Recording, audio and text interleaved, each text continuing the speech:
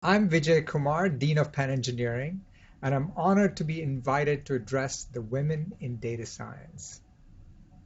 I'm also proud that my colleague, Professor Susan Davidson, is one of the co-organizers and that our school is a co-sponsor of this event.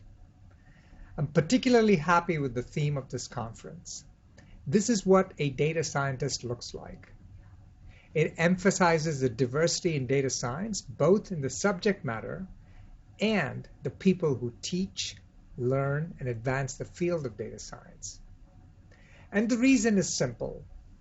I believe that the language of data science is the new lingua franca of all of science, engineering, and technology.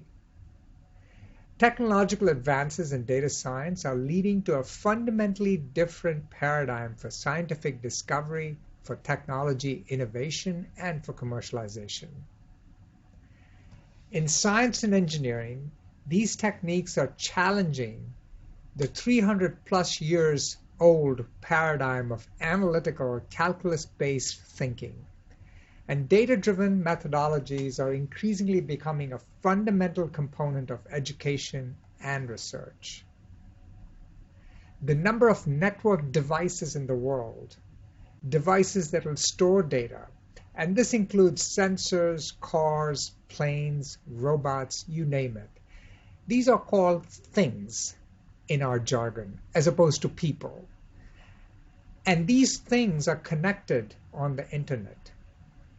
Estimates suggest that we'll soon have an internet of 75 billion things.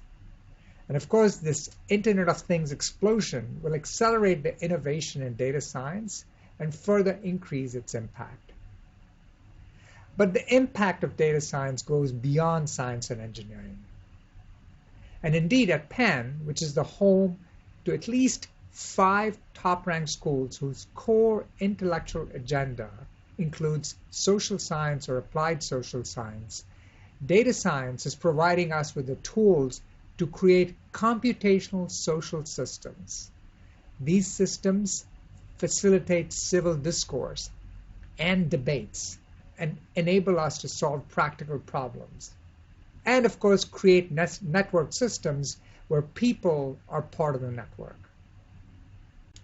Collaborations between engineering and computer science faculty and students at Wharton, School of Arts and Sciences, Social Policy and Practice, Penn Law, and Annenberg are developing the framework for incorporating social norms like privacy and fairness into algorithmic design and addressing head-on questions of transparency and ethics. Penn is also the home to 4 top-ranked health schools.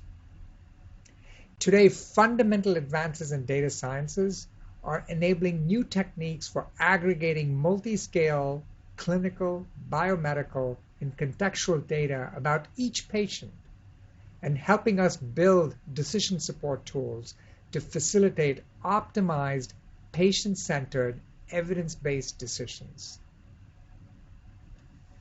Data science also establishes the foundation for artificial intelligence. Our faculty and students are advancing the science and engineering of algorithms for safe, explainable, and trustworthy data-driven engineering systems. On October 1st, we broke ground for a new data science building in the parking lot of 34th and Chestnut opposite the Lauder College House. Amy Gutman Hall will be a 6th-floor, 120,000 square foot facility, and it will serve as a hub for cross-disciplinary collaborations in data science and engineering. The building will be home to the Data Science Hub and will provide the basic infrastructure for data engineering and data science practitioners.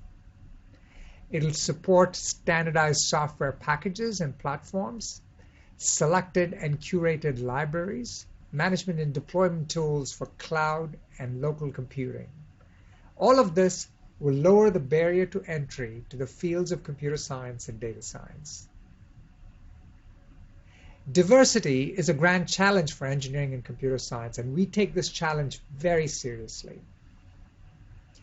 Under the leadership of my colleague, Professor C.J. Taylor, who is the Associate Dean for Diversity, Equity, and Inclusion, we have taken on key initiatives in recruitment and retention and improving the climate in our school.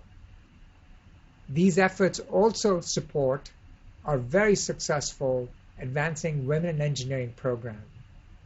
The founding director for that program, by the way, was none other than Dr. Susan Davidson. Indeed, I credit this program for recruiting a freshman class that has averaged consistently over 40% women, while the national average is around 15 to 18%. At the graduate level, this number drops only a little to 36%.